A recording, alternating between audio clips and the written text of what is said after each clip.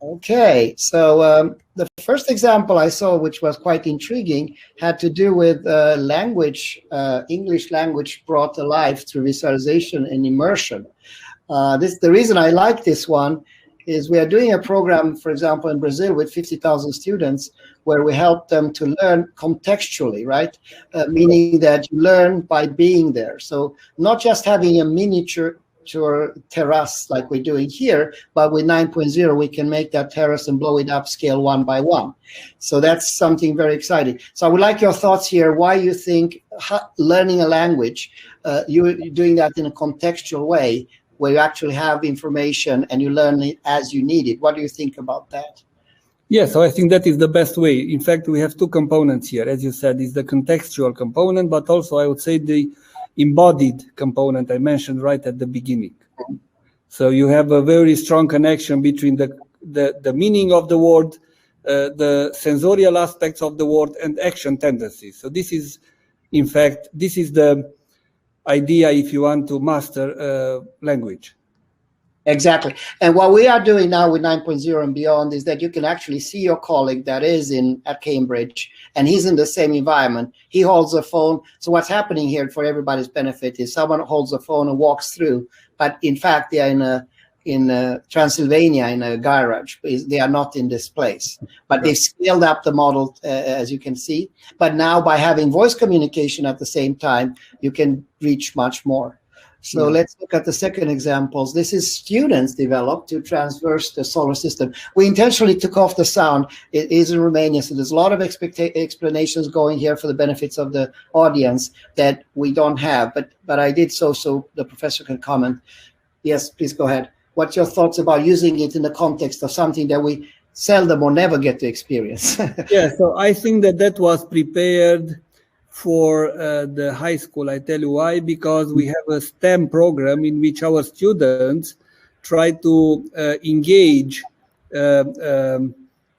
high school students for in different fields. So I think that this is related to a very practical way of learning about our solar system, and again, it's a kind of learning by doing, immersive, interactive, and so on. So yeah, I question myself. I don't know. I mean, if I was to wake you up at 4 a.m. in the morning and ask, okay, tell me the planets in the right order and which one are biggest and so on, I would fail that test. But I took this lesson a couple of times. It didn't take me more than 1 or 2 times, and it kind of stuck in a different level. Yes. And I remember we had that system in our queue, and I remember very small children liking to be immersed in the solar system, trying to touch the planets and so on. So it was a very strong and very powerful learning context for them. So this is a quite simple model, but it's of a volcano and how that works. So kind of in the same context. In the interest of time, I think I'll pass because I find the next one super intriguing. So here we talk about the different data sets. So previous data sets were created using CAD or modeling. This is actually a rock outcrop of a real rock, and I think the full extent of this goes to up to 8 kilometers. And I think with 9.0 we can go down to almost millimeter size that you can run obviously on the phone. And this opens the door, as you can imagine, for, in this particular case, I think it was used for geology and right. How the different layers are constructed. But this opens, in my mind, the door for a lot more. Any comments here? No, I think that was related to yes, indeed, to geology, and that is a very specific geological component, I think, for Transylvania or something like that. Because as you mentioned at the beginning, I'm not aware about all the videos my colleagues created. Some of them are new, even for me. But I'm happy to see that they are pretty much involved, and they try to prepare their classes for the next fall. Yeah, and I look forward to the Transylvanian mountains myself. I'll come there in the summer. I noticed that Prince Charles has a love for Transylvania. I don't know why. I think I read somewhere that is related to Prince Dracula. I don't know if that's correct. But anyway, that was a off-the-cuff comment. And then we go to one of my favorites, has to do with the Roman Empire. This is Pantheon, I believe.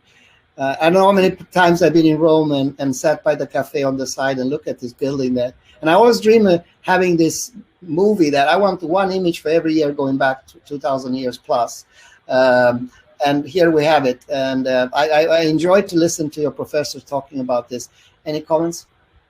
No, I think that was created from my colleagues, either from art or from history, right? Yes. I think it was based on scan data. And we should mention to those who are watching that these were created as part of their training in using the system. So I'm pretty happy that they are able to create these things as part of the training, and hopefully after the training they will be able to create, I don't know, something even better maybe. Yes. Yeah, it is a lot more examples. Unfortunately, because we have a hard stop, we're already 4 minutes over. We will not have. But if you are interested, and keep in mind that the university has only used this, I think up to 600-700 lessons in the first few weeks. So there's so much more here to tap into. So if you are interested, feel free to reach out to us. We also make a link to the university for further comments. And we do want to encourage, especially our European universities, to discuss, because we're under process of making an application for additional $6.7 million for the university, which is a collaboration between us and Babes in order to expand both the educational program as well as the research program. And in that context, European universities will potentially be partners to us.